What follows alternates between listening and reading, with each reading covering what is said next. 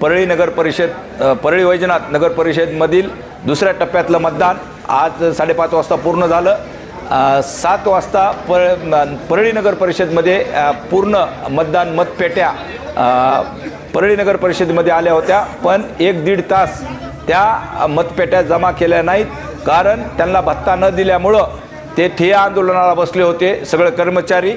आणि नगरपालिकेची एवढी बिकट परिस्थिती आहे हे आम्ही वारंवार पहिले बी सांगितलं होतं की त्यांना पैसे द्यायला सुद्धा नव्हते, म्हणून ते पेट्या जमा करत नव्हते।